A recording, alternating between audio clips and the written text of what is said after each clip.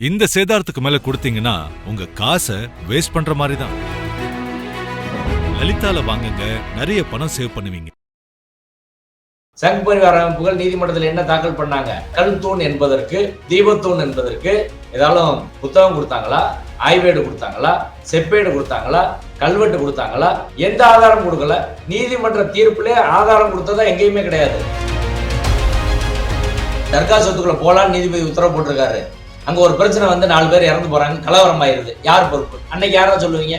அரசாங்கம் இது முறையா கையாளல, சிஎம் இதை சரியா கவனிக்கல, காவல்துறை இப்படி சரியா பாதுகாப்பு கொடுக்கல, கரூர் சம்பவம் மாதிரி அதுதானே சொல்லுவாங்க. மில்கி மிஸ்ட் இதுதான், இது மட்டும்தான் பன்னீர்னா ஒன்லி மில்கி மிஸ்ட். தீபத்தூண்ல தான் தீபம் ஏற்ற முடியும். சர்வே கல்ல எப்படி தீபம் ஏற்ற முடியுன்றதுதான் கோயில் நிர்வாகத்தோட கேள்வி. இந்த சர்வே கல்லுக்கான ஆதாரங்கள் இருக்கா? நீதிமன்றத்தை உண்மையில இழிவுபடுத்தினது யாரு? ஹச்ராஜா என்ன பேசினாரு?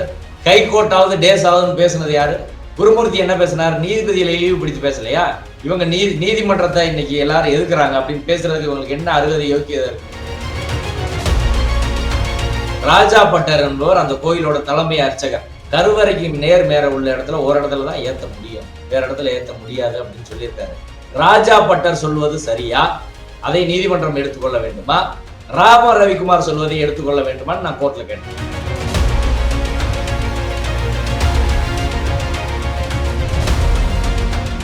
மின்னபலம் நேயர்களுக்கு வணக்கம்.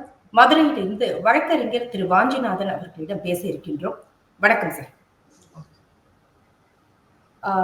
திருப்பரங்குன்றம் விவகாரம் ரொம்ப பரபரப்பாக போய்கொண்டிருக்கின்றது. இதுல அறிக்கை கேட்டிருக்கிறார் நீதிபதி ஜி.ஆர். சுவாமிநாதன் அவர்கள். கோர்ட்டு ஒரு தீர்ப்பு சொல்லி இருக்கிறது, ஒரு உத்தரவு பிறப்பித்திருக்கிறது.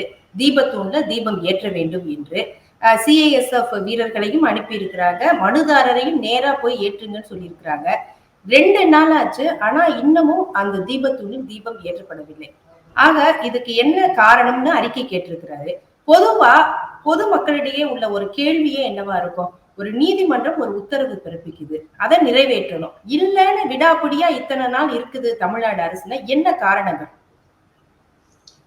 அது நீதிபதி திரு ஜி.ஆர். சுவாமிநாதன் அவர்கள் பிறப்பித்த உத்தரவு சட்டப்படி அமுல்படுத்தக்கூடிய ஒரு உத்தரவா அப்படின்ற ஒரு கேள்வி, சட்ட ரீதியான கேள்வி இருக்கு. இதே பிரச்சனை தொடர்பாக திருப்பரங்குன்றத்துல கார்த்திகை தீபம் ஏற்றணும், தர்கா பக்கத்தில் ஏற்றணும், மலை உத்தியில் ஏற்றணும்னு சொல்லி 2014 சுப்பிரமணியன் என்பவர் மதுரை உயர்நீதிமன்றத்திலே வழக்கு தாக்கல் செய்து, இப்ப கார்த்திகை தீபம் ஏற்றுறாங்கல்ல உச்சி பிள்ளையார் கோயில், அந்த இடம் ஆகம விதிகளுக்கு புறம்பானது என்று நீதிமன்றத்தில் தாக்கல் செய்த வழக்கு தள்ளுபடி ஆயிடுச்சு. 2017 ரிட் அப்பீல் போறாங்க. 2 நீதிபதிகள் கொண்ட அமர்வு, நீதிபதிகள் திரு கல்யாண சுந்தரம், பவானி சுப்பராயன் அமர்வு அந்த வழக்கை விசாரித்து, ஏற்கனவே உச்சி பிள்ளையார் கோயில் பக்கத்துல கார்த்திகை தீபம் ஏற்றும் நிகழ்வு என்பது தர்கா தரப்பும் கோயில் தரப்பும் இணைந்து அமைதியான முறையில் பல 10 ஆண்டுகளா பண்ணிட்டு இருக்காங்க. அந்த பீஸ் அண்ட் டிராங்குலிட்டி ஏன் டிஸ்டர்ப் ஆகணும்? தேவையில்லை, இதே இடத்துல ஏத்துங்க, இன்னொரு இடத்துல ஏத்துனா பிரச்சனை வரும் என்ற அடிப்படையில உச்சி பிள்ளையார் கோயில் பக்கத்துல ஏத்துங்க அப்படின்னு சொல்லிட்டாங்க. இப்ப 2 நீதிபதிகள் உச்சி பிள்ளையார் கோயில் பக்கத்துல ஏத்தணும்னு சொல்லியிருக்கிறாங்க. தீபத்தூண்ல, அதான் கோயிலோட மரபுப்படி அந்த மலையில இருக்க ஒரே தீபத்தூண், அதான் தீபத்தூண்ல தான் தீபம் ஏற்ற முடியும். சர்வே கல்ல எப்படி தீபம் ஏற்ற முடியுன்றதுதான் கோயில் நிர்வாகத்தோட கேள்வி. இப்ப நீதிமன்றம் சொல்லிருச்சுன்னா இந்த நீதிமன்றம் இறுதியான நீதிமன்றம் கிடையாது. நீதிபதி திரு ஜி.ஆர். சுவாமிநாதன் நீதிமன்றம் இறுதியான நீதிமன்றம் கிடையாது. அதுக்கப்புறம் ரிட் அப்பீல் இருக்கு. ரிட் அப்பீல் டெம்பிளும் கலெக்டரும் ஃபைல் பண்ணி இன்னைக்கு இப்பதான் அடுத்த கேஸை விசாரணைக்கு எடுக்க போறாங்க. அதுக்கப்புறம் சுப்ரீம் கோர்ட் இருக்கு. சுப்ரீம் கோர்ட்ல SLP இருக்கு. SLP அட்மிட் ஆனா ஃபைனல் ஹியரிங், அதுக்கப்புறம் அது முடிஞ்சா கூட ரிவ்யூ பெட்டிஷன் இருக்கு, கியூரேட்டிவ் பெட்டிஷன் இருக்கு. அதற்கு பிறகுதான் இதை அமல்படுத்துறது அப்படின்றது சட்டப்படி கோர முடியும். இந்த ப்ராசஸ் எல்லாம் சட்ட ரீதியாக வாய்ப்பு இருக்கிற போது உயர்நீதிமன்ற ரிட் தொடர்பான விதிகள், நீதி பேராணை மனுக்களை தாக்கல் செய்வது, விசாரிப்பது தொடர்பான விதிகள் உயர்நீதிமன்றத்தால் வரையறுக்கப்பட்டிருக்கு. அந்த விதிகளின்படி உரிய காலவாசம் பதில் மனு தாக்கல் செய்யறதுக்கு கொடுக்கணும். அப்பீல் போறதுக்கு 30 நாள் காலவாசம். ஜிஆர் சுவாமிநாதன் அவர்கள் உத்தரவுக்கு எதிராக அரசு தரப்புல கோயில் தரப்புல அப்பீல் போறதுக்கு 30 நாள் டைம் கொடுத்துருக்காங்க. 30 நாள் ஏன் அந்த விதி என்ன காரணத்துக்காக உருவாக்குறாங்க? 30 நாள் வாய்ப்பு கொடுத்துருக்காங்கல்ல, அப்ப அதுவரை ஏன் பொறுக்க மாட்டாங்க? இதே உயர் நீதிமன்றத்துல ஆயிரக்கணக்கான வழக்குகள் நீதிமன்ற அவமதிப்பு வழக்கு இருக்கு. பல நீதிபதிகள் சொல்லியிருக்காங்க நீதிமன்ற உத்தரவுகளை அதிகாரிகள் நிறைவேற்றுறதில்ல அப்படின்னு வருத்தப்பட்டிருக்காங்க. நீதிபதி திரு ஜிஆர் சாமிநாதன் முன்பே மட்டும் நூற்றுக்கணக்கான கண்டெம்ட் பெட்டிஷன் இருக்கு. எந்த கண்டெம்ட் பெட்டிஷன்ல இவ்வளவு அவசரம் ஆர்வம் காட்டாத ஒரு நீதிபதி இந்த பெட்டிஷனை 3 மணிக்கு எடுத்து 5 மணி, 5 மணிக்கு எடுத்தா 6:05 இவங்ககிட்ட பதிலே கேட்காம சிஎஸ்எஃப் அடுத்த நாள் மறுபடியும் கேஸை போடுவேன், அன்னைக்கு கமிஷனர் வரணும், இல்லைன்னா கமிஷனர் போய் ஏற்றணும், இல்லை நைட்டு 10:30 மணிக்கு ரிப்போர்ட் பண்ணுங்க, மறுநாள் காலையில 10:30 மணிக்கு ரிப்போர்ட் பண்ணுங்க. இப்படி எந்த வழக்கையும் நீதிமன்றம் சொந்த ஆர்வத்தில் எடுத்து விசாரித்தது அப்படி கிடையாது. நீதிமன்றத்தை பொறுத்தவரை அது என்ன உத்தரவா இருந்தாலும் ஒரு உத்தரவு, அவ்வளவுதான். நீங்க உத்தரவை போட்டு அதை நடைமுறைப்படுத்தலைன்னா கண்டெம்ட் ஆஃப் கோர்ட் ஆக்ட்ல நடவடிக்கை எடுக்கலாம். அதை தாண்டி அதை நான் உட்கார்ந்து இம்ப்ளிமெண்ட் பண்ணியே தீருவேன், எந்த வழியினாலும் இம்ப்ளிமெண்ட் தருவேன், சட்ட விரோதமான வழியில கூட இம்ப்ளிமெண்ட் பண்ணுவேன், நடைமுறைப்படுத்துவேன் அப்படின்னு சொல்றது எந்த வகையில் சரியானது? சட்ட விரோதமா அப்படின்னு சொல்றீங்க. சட்ட விரோதமா அவர் எந்தெந்த இடத்துல அவர் செயல்பட்டு இருக்கிறாரு நீதிபதினு சொல்ல வர்றீங்க? அந்த வழக்குல அந்த வழக்கை விசாரணைக்கு எடுத்தது தவறு. இப்ப புதுசா ஏற்கனவே ஒரு வழக்கு உயர்நீதிமன்றத்தில் தாக்கல் செய்யப்பட்டு அந்த வழக்கு தள்ளுபடியாயிருந்தா மீண்டும் அதே பொருள் குறித்து வழக்கு தாக்கல் செய்ய முடியாது. இது ரெஸ் ஜுடிகேட்டா, முன் தீர்ப்பு தடை என்ற அடிப்படையில அந்த வழக்கு அவர் விசாரணைக்கு எடுக்க முடியாது. ஒண்ணு, உயர் நீதிமன்றத்திற்கு இப்ப ஒரு உதாரணத்துக்கு எடுத்துக்கிட்டீங்கன்னா, இப்ப பாபர் மசூதி பிரச்சனை உச்ச நீதிமன்றம் வரை போய் முடிஞ்சு போச்சு.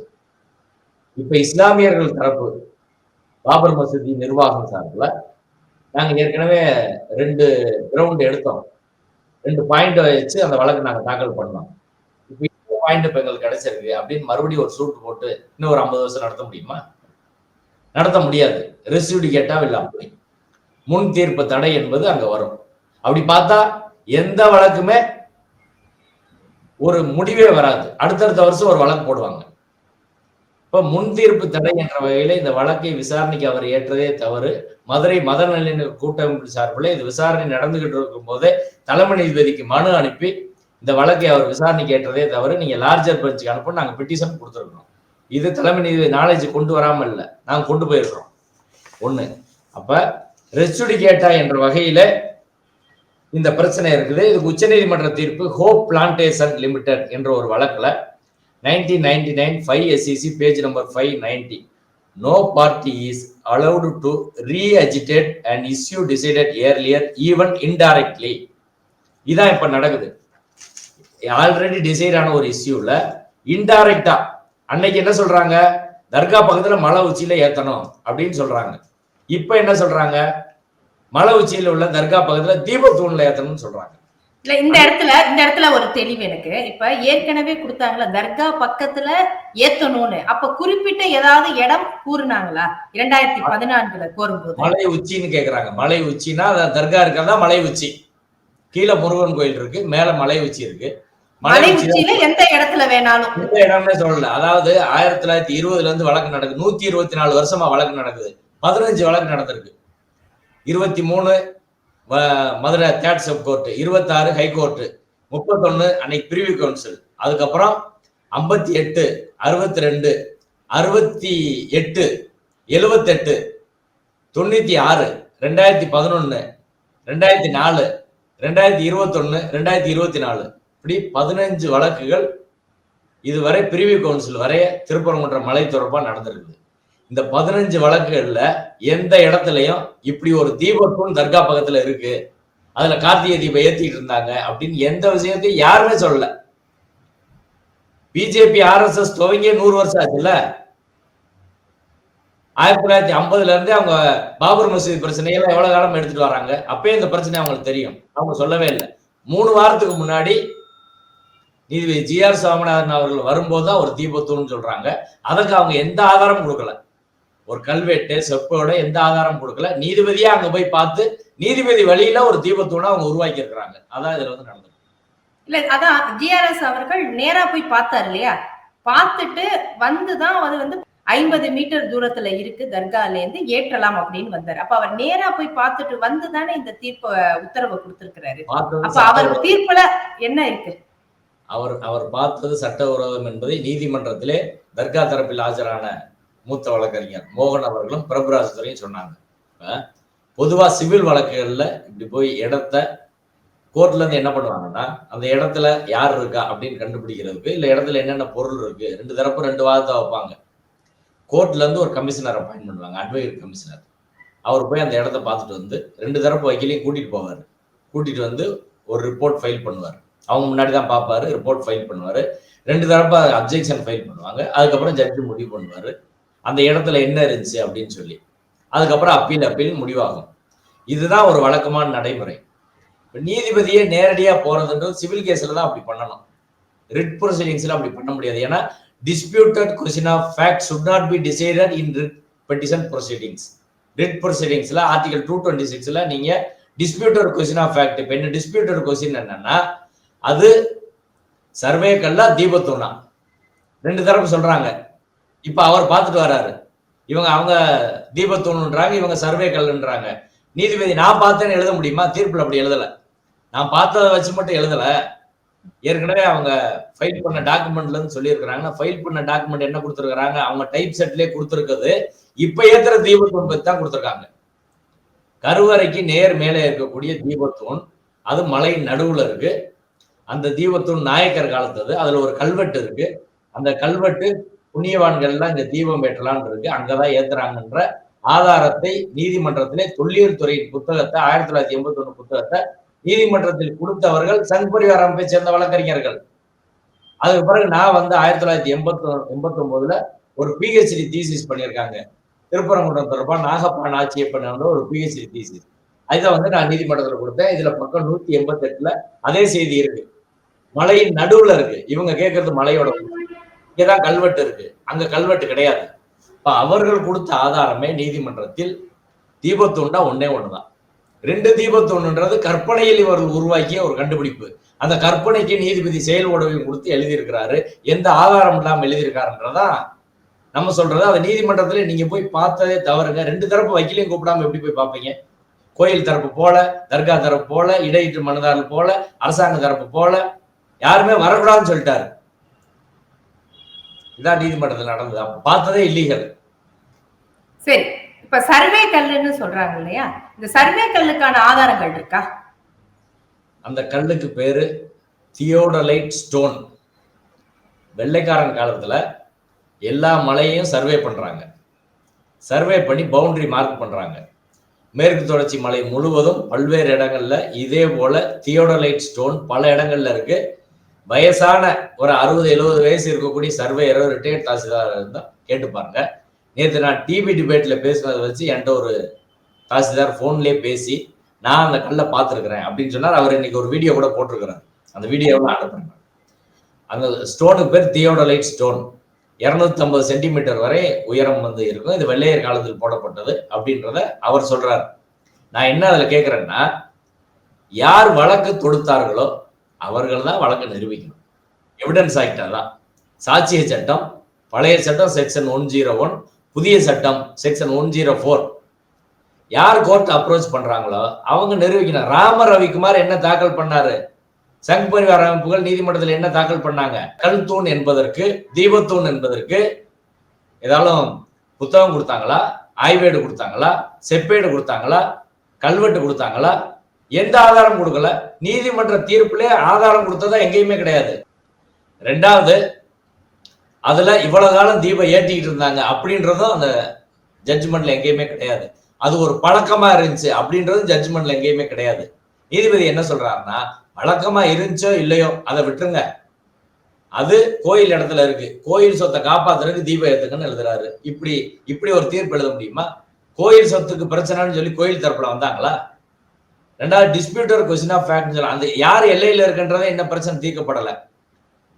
2021 நீதிபதி திரு இளங்கோவன் முன்பு மதுரை உயர் நீதிமன்றத்துல ஒரு வழக்கு வருது. தர்காவில இருந்து வழக்கு போடுறாங்க.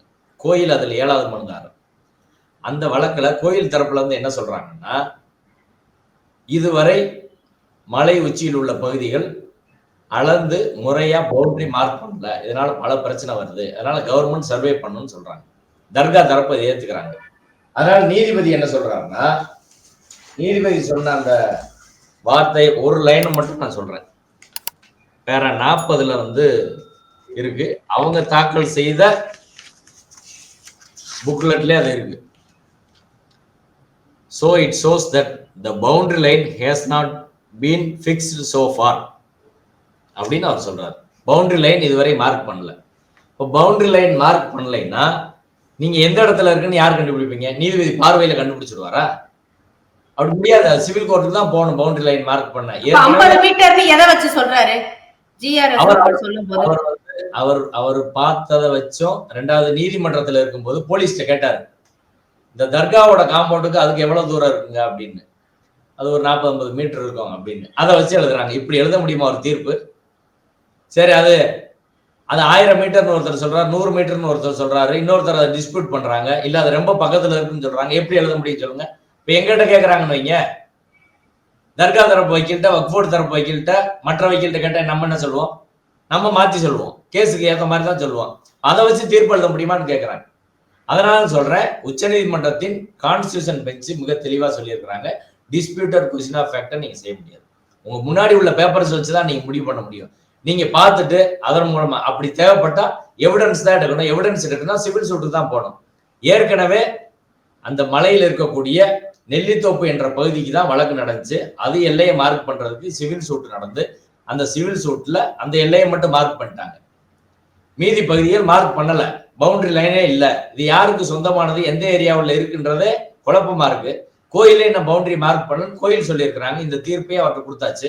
இப்போ மொத்தத்துல அந்த தீர்ப்பு என்பது 2 விஷயம். ஒண்ணு, கன்ஸ்ட்ரக்டிவ் ரெஸ்ஜுடிகேட்டா என்ற வகையில் செல்லாது.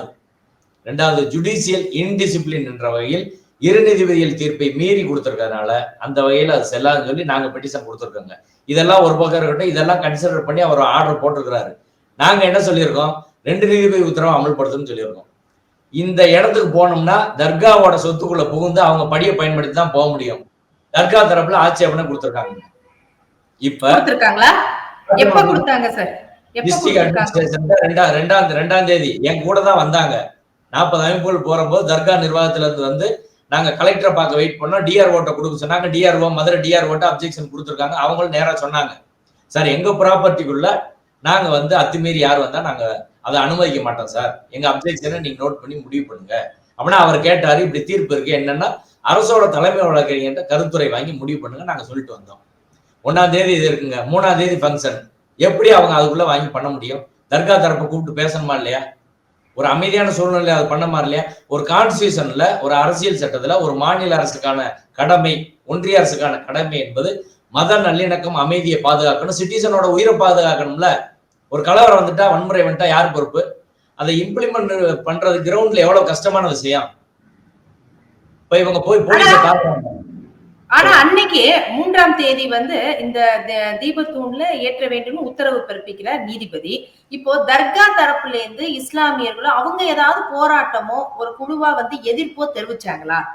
இப்ப ஏன்னா வெளியில இருந்து ஒரு கேள்வி என்னன்னா, அவங்க எல்லாம் அமைதியா தான் இருக்கிறாங்க, சும்மா இங்க கலவரம் வரும்னு சொல்லி தமிழ்நாடு அரசு ஈகோவுக்காக அதை செயல்படுத்தாம வச்சிருக்கிறாங்க அப்படின்னு வெளியில வர்ற ஒரு கேள்வி இருக்கு.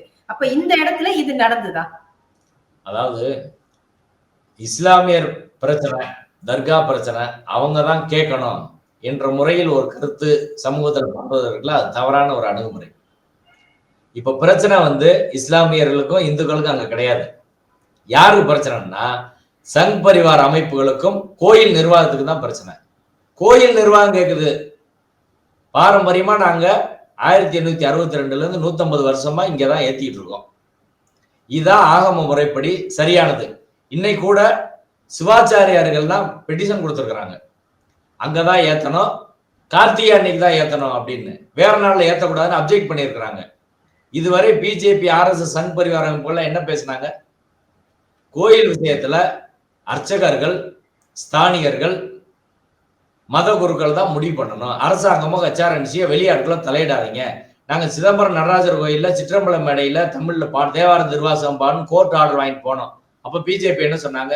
இதுல எல்லாம் நீங்க தலையிடுறீங்க, தலையிடக்கூடாதுன்னு சொன்னாங்க, நீதிமன்றம் தலையிடக்கூடாதுன்னு சொன்னாங்க. இதே வழக்குல 1996 வழக்கு தான் அவங்க சொல்றாங்க 15 மீட்டருக்கு அப்பால் அப்படின்னு. 1996 வழக்கை தாக்கல் செய்தவர் இந்து முன்னணியில இருந்து வெளியில வந்தவர். அதுல 7வது எதிர்மனுதார் இந்து முன்னணி ராமகோபாலன். அவரு என்ன சொல்றாருன்னா, திருப்பரங்குன்றம் விவகாரம் தொடர்பாக பதில் மனு தாக்கல் பண்ணியிருக்காரு, நீதிமன்றம் எந்த உத்தரவையும் பிறப்பிக்க கூடாதுன்னு சொல்லியிருக்காரு. நான் சொன்னேன், ராமகோபாலன் இப்படி சொல்லியிருக்காருன்னு நான் நீதிபதி திரு GR சாமிநாதன் சொன்னேன். ராமகோபாலன் இந்த கோர்ட் எதுவும் உத்தரவு போடக்கூடாதுன்னு சொல்லியிருக்காரு. அதற்கு பிறகு ராஜா பட்டர் என்பவர் அந்த கோயிலோட தலைமை அர்ச்சகர். அவரும் பிச்சை குருக்களும் சேர்ந்தா தமிழ்நாடு முழுக்க பல்லாயிரம் கோயில் கும்பாபிஷேகம் பண்றாங்க. அந்த ராஜா பட்டர் BBC தமிழுக்கு ஒரு இன்டர்வியூ கொடுத்திருக்கிறாரு. கருவறைக்கு மேற உள்ள இடத்துல ஒரு இடத்துல தான் ஏத்த முடியும், வேற இடத்துல ஏத்த முடியாது அப்படின்னு சொல்லியிருக்காரு. ராஜா பட்டர் சொல்வது சரியா, அதை நீதிமன்றம் எடுத்துக்கொள்ள வேண்டுமா, ராம ரவிக்குமார் சொல்வதை எடுத்துக்கொள்ள வேண்டுமான்னு நான் கோர்ட்ல கேட்டேன். ஜட்ஜி சிரிச்சாரு. இப்ப யார் மற்றதுல என்ன சொல்றாங்க, ஆகமத்துல எக்ஸ்பர்ட் யாரும் அவங்க தான் சொல்ல முடியும். சரி, நான் இன்னொன்னு கேட்கிறேன், ராஜா பட்டர் அந்த கோயில் உள்ள அர்ச்சகர்கள் அங்க மரபுப்படி யாரோ அவங்க தான் அங்க கார்த்திகை தீபம் ஏற்றுறாங்க. கார்த்திகை தீபம் கார்த்திகை நாள் அன்னைக்கு அந்த எந்த குறிப்பான இடத்துல ஒரு அதான் புனிதமான சடங்கா அவங்க நினைக்கிறாங்க. அதுல குறிப்பான நபர்கள் தான் போய் ஏற்ற முடியும், வேற எல்லாரும் போய் ஏற்ற முடியாது. அப்படியான ஒரு நிகழ்வை ராம ரவிக்குமாரை ஏத்துங்கன்னு நீதிபதி சொல்றாருன்னா கோயில் எப்படி ஏத்துக்கிறோம்? சரி, ராம ரவிக்குமாரை இதுக்கு ஏத்த சொல்றாங்கல்ல, ராம ரவிக்குமாரை அர்ச்சகராக விடுவாங்களா, பூஜை பண்ண விடுவாங்களா? அனைத்து ஜாதி அர்ச்சகரை ஏன் தடுக்கிறாங்க? இதே நீதிபதி தானே உத்தரவு போட்டாரு. எல்லாரும் அப்படி ஆக முடியாது. ஈவன் நானே சுமார்த்த பிராமின், நானே கருவறைக்குள்ள போக முடியாது. இப்போ கோயில் மரபை பின்பற்றுங்க அப்படின்னு உத்தரவு போட்டவர் இதே நீதிபதி தான். இப்ப கோயில் மரபுக்கு எதிராக அவரே ஒரு உத்தரவு போட்டா எப்படி அது சரியா இருக்கும்? இப்ப நான் சொல்றது என்னன்னா, நீங்க இந்த உத்தரவை அமல்படுத்துவதற்கான சூழல் கால அவகாசம் எதுவுமே நீங்க கொடுக்கல. கண்டெம்ட் எப்போ வரும்? 3ஆம் தேதி மாலை 6 மணிக்கு தான், 6 மணிக்கு மேலதான் தீபம் ஏற்றணும். இப்ப 2 இடத்துல ஏத்தணும்னு சொல்லிட்டாரு. 6 மணிக்கு இங்க ஏத்துறாங்க, இன்னொரு இடத்துல ஏத்தணும் அப்படின்னா அதுக்கு பிறகுதானே கண்டெம்ட் வரும், ஏத்தலன்னு சொல்லி. ஆனா அதுக்கான ஏற்பாடுகள் பண்ணணும்ல, சாதாரண விஷயம் இல்ல. அத உச்சியில ஏத்துற அளவுக்கு தயாரிப்புகள், முன் தயாரிப்புகள் இருக்கணும்ல. இப்ப அந்த மனுதாரர் ராம ரவிக்குமார் போய் சொன்னதே அதாவது முன் தயாரிப்புகள் எதுவுமே இல்லைன்னா அவங்க எப்படி ஏத்துவாங்க? என்ன சாதாரணமா வீட்டுல விளக்கு ஏத்துற வேலை இல்லைல்ல அது. இல்ல, நான் சொல்றேன், ஒரு நீதிபதி மதுரையில ஒரு ஆக்கிரமிப்பு அகற்ற சொல்லி ஒரு தாசில்தாருக்கு உத்தரவு போடுறாங்க. வர 15ஆம் தேதி நீங்க ஆக்கிரமிப்பு எடுக்கணும். அவர் அன்னைக்கு 15ஆம் தேதி காலையில ஒரு 12:30 மணிக்கு போய், இந்த வழக்கு போல 12:30 மணிக்கு போய் இன்னைக்கு ஆக்கிரமிப்பு எடுக்க சொல்லி நீங்க உத்தரவு போட்டீங்க. தாசில்தார் ஆக்கிரமிப்பு எடுப்பதற்கான எந்த முன்ன ஏற்பாடும் பண்ணல. அதனால நீங்க நீதிமன்ற அவமதிப்பு வழக்கு எடுங்க அப்படின்னு சொன்னா எடுப்பாங்களா? சொல்லுங்க, எந்த வழக்கு? சரி, அதே மாதிரி அரசும் இதுல காட்டுற தீவிரத்தை நீங்க சொல்ற மாதிரியான பொது விஷயங்கள்ல, சமூக விஷயங்கள்ல எடுக்கணும்ல. அதுவும் எடுக்கலான்னு ஒரு கேள்வி இருக்குல்ல. அதை எடுக்காத போது நீதிமன்றம் கண்டிக்கிறது இல்ல, அவங்களெல்லாம் பிடிச்சி இது மாதிரி பண்றது இல்லைன்னு சொல்றேன். அது பண்ணுங்கன்னு சொல்றேன். நீதிபதி GR சாமிநாதன் முன்னாடி 100கணக்கான வழக்குகள் கண்டெம்ட் இருக்கு. அந்த கண்டெம்ட்லாம் அரசு அதிகாரிகள் இப்ப போட்டு நீ உடனே வா, செய்யறியா இல்லையா, இல்ல தூக்கி உள்ள போட்டுருவா. சாதாரண மனிதர்கள் தாக்கல் செய்த வழக்கு அப்படி தீர்வு கிடைக்குதா? அப்பீல் பண்ணிட்டீங்கன்னா தூக்கி ஓரத்துல போட்டுருவாங்க. அதுக்கப்புறம் வர்றதுக்கு 1 வருஷம் 2 வருஷம் ஆகும். கண்டெம்ட் அப்படியே கிடக்கும். அப்பீல் பண்ணிட்டீங்கன்னு சொல்லுவாங்க. இதுல அப்பீல் போடுறதுக்கு 30 நாள் டைம் இருக்குல்ல, அதுக்குள்ள இதுக்கு இன்சிஸ்ட் பண்றீங்க. அப்ப சட்டப்பூர்வமான வழிமுறையை கோயில் நிர்வாகம் அரசும் செய்யறதையா தடுக்கிறீங்க. இப்ப நீங்க இம்ப்ளிமெண்ட் பண்ண வச்சுட்டீங்கன்னா அப்பீல் பண்றதுல என்ன அர்த்தம் இருக்கு? ஆல்ரெடி இம்ப்ளிமெண்டட் அப்படின்னு சொல்லுவாங்கல்ல, அப்ப அப்பீல் ரெமடிக்கு என்ன அர்த்தம்? அப்ப ஏன் 30 நாள் கொடுத்துருக்காங்க? அதுக்கெல்லாம் வாய்ப்பே கொடுக்காம நீங்க கார்த்திகை தீபம் ஏத்த வேண்டாம்னு யாருமே சொல்லங்க. அது இந்து சமய அறநிலையத்திலிருந்து முறையா கார்த்திகை தீபம் ஏத்துட்டாங்க. இன்னொரு இடத்துல பிரச்சனை பண்றதுக்கு ஒரு டீம் கார்த்திகை தீபம் ஏத்துங்கன்னு சொல்லி மலைக்கு பின்னாடி மலை கோயிலோட பழக்க வழக்கத்துக்கு முரணா ஒண்ணு செய்யறாங்க. 150 வருஷம் பழக்கத்தை உடனே மாத்துங்க அப்படின்னு சொன்னா அதுக்குரிய கால அவகாசமே நீங்க கொடுக்கல. அது மேல வரை போய் தான் அது முடிவாகணும். அதுக்கு முன்னாடியே இன்சிஸ்ட் பண்றீங்க. இதுல என்ன ஸ்பெஷல் இன்ட்ரெஸ்ட்னு எல்லாருக்கும் வருமா வராதா கேள்வி? இப்ப நீங்க 6/5க்கு இன்னும் செய்யல அப்படின்னா அடுத்து கமிஷனர் பாதுகாப்பு கொடுக்கல அப்படின்னா நீங்க காரணத்தை கேட்கணும். கமிஷனர்கிட்ட காரணம் கேட்கணும். எதனால உங்களால பாதுகாப்பு தர முடியல, என்ன பிரச்சனை இருக்காங்க கேட்கணும். அதாவது every violation of order is not a contempt. எல்லா வயலேஷனும் கண்டெம்ட் கிடையாது. அவங்க காரணம் சொல்றதுக்கு வாய்ப்பு கொடுக்கணும்ல. எங்கனால இந்த காரணத்தினால இம்ப்ளிமெண்ட் பண்ண, அதை கேட்கவே இல்லை. இவங்ககிட்ட கேட்டு உடனே சிஎஸ்எஃப் மதுரை கமிஷனர் செய்யல, அங்க ஒரு சூழ்நிலை இருக்கு, டிஜிபிக்கு அனுப்புங்க. ஏன் சிஎஸ்எஃப் போலீஸை நீங்க அனுப்புறீங்க? சிஎஸ்எஃப் போலீஸ் அனுப்புறதுக்கு உங்களுக்கு என்ன அதிகாரம் இருக்கு? சிஎஸ்எஃப் போலீஸ் எதுக்கு உருவாக்கப்பட்டது? ஹைகோர்ட் பாதுகாப்புக்கு வந்தது. அது சிவில் ஒர்க்கு பூரா நீங்க பயன்படுத்துவீங்களா? அதுக்கான அதிகாரம் யார் கொடுத்துருக்கா? ஆனா டிவிஷன் பெஞ்ச் அடுத்து மறுநாள் நேற்று விசாரிச்ச 2 நீதிபதிகள் அமர்வும் அதை சரின்னு தானே சொல்லியிருக்கிறாங்க. சரின்னு சொல்லியிருக்கிறாங்க. அதுக்கு தான் இன்னைக்கு உச்ச நீதிமன்றம் போயிருக்காங்க. இன்னைக்கு காலையில் மென்ஷன் பண்ணியிருக்காங்க. உச்ச நீதிமன்றத்துல திங்கக்கிழமை அது வந்து திங்களோ செவ்வாயோ விசாரணைக்கு வரும். ஆனால் அதே நீதிபதி அவர்கள் சிஎஸ்எஃப் போட்டதை மாத்திட்டு நேத்து முந்தா நாள் அந்த உத்தரவு போட்டாரு. நேத்து உத்தரவு என்னன்னா, கமிஷனர் சிட்டி போலீஸ் கமிஷனர் மனுதார கூட்டு போய் ஏத்துங்கன்னு அவரே மாடிஃபை பண்ணியிருக்கிறாரு. அப்ப ஏன் அதை மாடிஃபை பண்றாரு? ஏற்கனவே போட்ட ஆர்டரை மாடிஃபை பண்றாரு. ஏன்னா சிஎஸ்எஃப் அப்படின்னா அது நிறைய எதிர்ப்பு வருது அப்படின்ற சொல்லி மாடிஃபை பண்றாரு.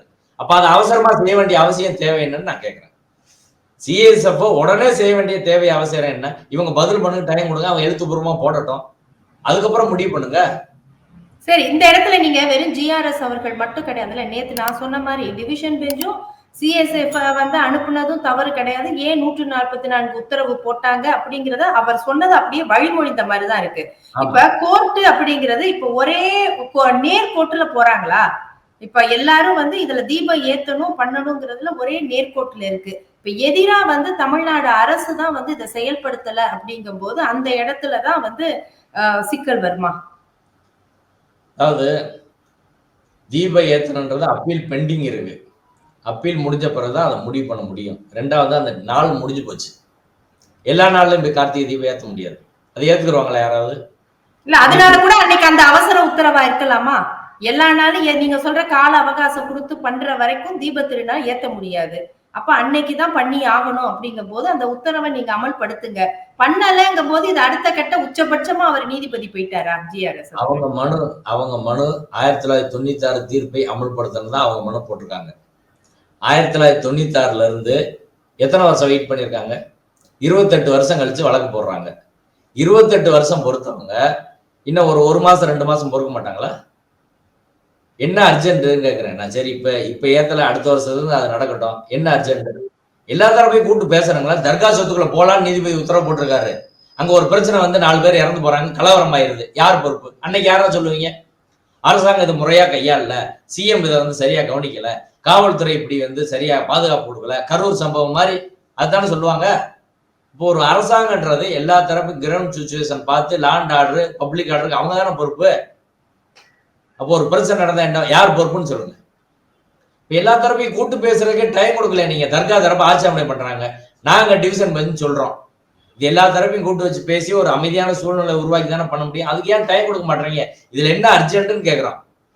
பிஜேபி ஆர்எஸ்எஸ்க்கு எலெக்ஷனுக்கு வர்றதுக்கு முன்னாடி ஒரு பெரிய பிரச்சனையை உண்டாக்கி ஓட்டு வாங்கணும்னு அர்ஜென்ட்டுங்க. ஜட்ஜஸ்க்கு என்ன அர்ஜென்ட்? ஒண்ணும் கிடையாது இல்ல. அப்பயா இதில் மட்டும் சிறப்பு அவசர கவனம் ஏன் அப்படின்றதா எல்லாரோட கேள்வி. இப்ப ராம ரவிக்குமார் அவர்கள் அன்னைக்கு டிசம்பர் 1ஆம் தேதி ஆர்டர் வாங்கினதுக்கு பிறகு கோவில்ல வச்சு ஆர்டரை வச்சு நான் வந்து சாமி கும்பிட்டேன் போட்டோ எல்லாம் போட்டாரு. அதெல்லாம் என்ன விஷயம்? அப்ப 2-3 நாள் அவர் அதுதான் அங்க ஒரு என்ன சொல்றது, அங்க ஒரு ஷோ காட்டிட்டு இருக்காங்க. திருப்பரங்குன்றம் மக்கள் அதை எப்பா கொஞ்சம் ஓரமா இருந்து நீ அதை பண்ணுப்பா அப்படின்னு தள்ளி விட்டு அவங்க வாட்டு போயிட்டு இருக்கிறாங்க. இப்படிதான் அங்க லோக்கல்ல நடைமுறை இருக்குது. கச்சிராஜா கந்தமலையின் படம் எடுத்து ரிலீஸ் பண்றாங்க. ஏற்கனவே பிப்ரவரி 4ஆம் தேதி கோயில்ல பூந்து கலவரம் பண்ணாங்க. பிஜேபி கொடியை வச்சு கோயிலுக்குள்ள பூந்து பிரச்சனை பண்ணாங்க. அன்னைக்கு கச்சிராஜா பேசினார், திருப்பரங்குன்றத்தை அயோத்தியாக மாற்றுவோம், இது தொடக்கம் தான். முருக பக்தர்கள் மாநாட்டிலே அப்படிதான் பண்ணாங்க. அரசியல் பேசக்கூடாது நீதிமன்றத்தில் சொல்லி அரசியல் பேசி எஃப்ஐஆர் இருக்குன்னு அந்த அதில் கம்ப்ளைண்ட் கொடுத்துருக்கேன். இன்னைக்கு அடுத்த பிரச்சனை. இப்ப மதுரைக்கு இன்னைக்கு முதல்வர் சொல்லி இருக்கிற மாதிரி மெட்ரோ திட்டம் வரல, பேசி அங்க வாங்கி கொடுங்க நிதி. மதுரையில பெரிய இண்டஸ்ட்ரி கிடையாது, அதை வாங்கி கொடுங்க. ஜாதி பிரச்சனை மற்றதெல்லாம் குறையும்ல. இப்ப மதுரைக்கு எது தேவையோ அதை பிஜேபி செய்யாம ஆடுகொலி வெட்டக்கூடாது, கார்த்திகை தீபம் பிரச்சனை, சிக்கந்தர் மலைன்னு கூப்பிடக்கூடாது, இப்படி மக்களுக்கு தேவையில்லாத பிரச்சனையை மதுரையோட அமைதியை சீர்குலைக்கிறதே ஒரு வேலையா வச்சிருந்தா இதை ஒரு அரசாங்கம் அனுமதிக்கணும்னு சொன்னா எப்படி அதை அரசாங்கம் செய்ய முடியும்? நான் என்ன சொல்றேன், இறுதியா உச்சநீதிமன்றம் சொல்லிருச்சுன்னா, உச்சநீதிமன்றம் வரை சென்று அந்த வழக்கு முடிவாயிருச்சுன்னா நீதிமன்றம் சொல்றதை எல்லா தரப்பையும் ஏத்துக்கிட்டு தான் ஆகணும். ஆனால் நீதிமன்றம் சொல்லிட்டதுனால அது ஏதோ வேத வாக்கு கூட நம்ம ஏற்கிறது கிடையாது. அப்படியெல்லாம் ஒண்ணும் கிடையாது. அம்பேத்கர் அதை சொல்லியிருக்கிறார். செண்பகராஜன் வழக்கு தீர்ப்புல வருகிற போது I am bound by the decision of the court, but I am not bound to respect the same சொல்லியிருக்காரு.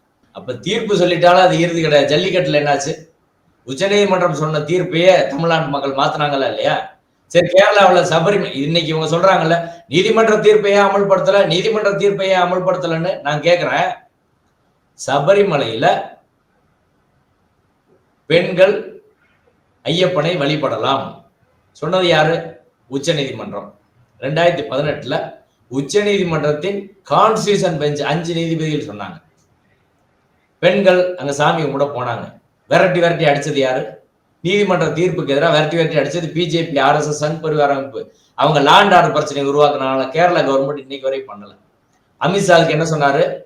அமித்ஷா சொல்றாரு, அமுல்படுத்த முடியாத தீர்ப்புகளை நீதிமன்றம் வழங்கக்கூடாது. இன்னைக்கு நீதிமன்றத்தை இழிவுபடுத்திட்டாங்கன்னு இவங்க பேசுறாங்கல்ல, நீதிமன்றத்தை யாரும் இழிவுபடுத்தல, அந்த தீர்ப்பை தான் விமர்சனம் பண்றாங்க, அமுல்படுத்த முடியாத தீர்ப்புன்னு. நீதிமன்றத்தை உண்மையில இழிவுபடுத்தினது யாரு? ஹச்ராஜா என்ன பேசினாரு? ஹைகோர்ட் ஆகுது டேஸ் ஆகுதுன்னு பேசினது யாரு? குருமூர்த்தி என்ன பேசினார்? நீதிபதிகளை இழிவுபடுத்தி பேசலையா? இன்னைக்கு உள்ள ஜட்ஜுகள் பூரா யாரா கையை காலை பிடிச்சி வந்துடுறாங்க அப்படின்னு பேசினாரா இல்லையா? டெல்லி ஹைகோர்ட்ல அது கண்டெம்ட் எடுத்தாங்க. இப்ப நீதிமன்றத்தை அவங்க தான் இழிவுபடுத்துறாங்க. நீதிமன்ற தீர்ப்பு நம்பிக்கையில நீங்க தலையிடாதீங்கன்றாங்க. பாபர் மசூதியை நாங்கள் இடிக்க மாட்டோம் என்று சொல்லிவிட்டு உச்ச நீதிமன்றத்தில் வாக்குறுதி கொடுத்து விட்டு நீதிமன்ற வாக்குறுதியை மீறி இடிச்சது யாரு? இவங்க நீதிமன்றத்தை இன்னைக்கு எல்லாரும் எதுக்குறாங்க அப்படின்னு பேசுறதுக்கு இவங்களுக்கு என்ன அருகதை யோக்கியதை இருக்குன்னு சொல்லுங்க. எதுவுமே கிடையாது. அவங்களுக்கு தேவைன்னா ஒண்ணு பேசுவாங்க. அதனால நீதிமன்றங்களும் அரசியல் சட்டப்படிதாங்க இயங்கணும். அரசியல் சட்டத்தை மீறி இயங்க முடியாது. கான்ஸ்டிடியூஷன் தான் சுப்ரீம் கோர்ட்டோ ஹைகோர்ட்டோ பார்லிமெண்டோ சுப்ரீம் கிடையாது. இப்ப நீதிமன்றங்கள் அந்த எல்லையை தாண்டி போகிற போதுதான் மக்கள் அதற்கான எதிர்வினை, அரசு அதற்கான எதிர்வினையை செய்யறாங்க.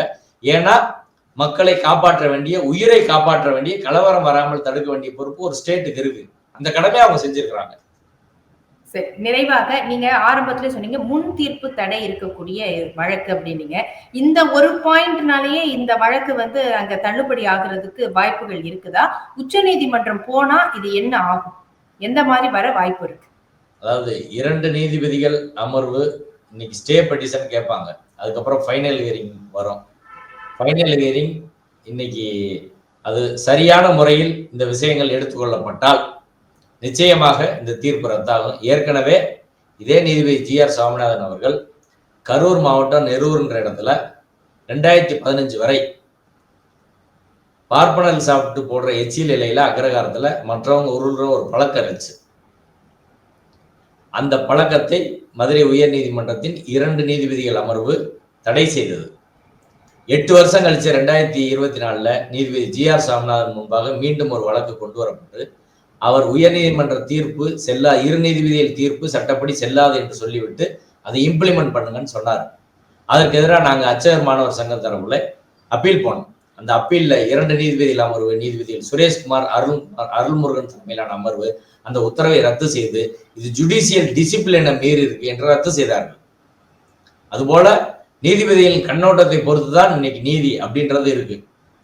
அது சரியான அரசியல் சட்ட கண்ணோட்டத்தில் எடுக்கப்பட்டால் நிச்சயமாக இந்த வழக்கு, அந்த உத்தரவு என்பது ரத்தாகிறதுக்கான வாய்ப்பு இருக்கு. நன்றி. பொறுத்திருந்து பார்க்கலாம். நீதி வெல்லட்டும், அதுதான் நம்முடைய எதிர்பார்ப்பாக இருக்கிறது. நன்றி உங்களுடைய கருத்துக்களுக்கு. இந்த சேதாரத்துக்கு மேல கொடுத்தீங்கன்னா உங்க காசை வேஸ்ட் பண்ற மாதிரி தான். லலிதால வாங்குங்க, நிறைய பணம் சேவ் பண்ணுவீங்க. மில்கி மிஸ்ட் இதான் இது மட்டும்தான். பன்னீர்னா only மில்கி மிஸ்ட். மின்னம்பலம்.com தமிழின் முதல் மொபைல் பத்திரிகை.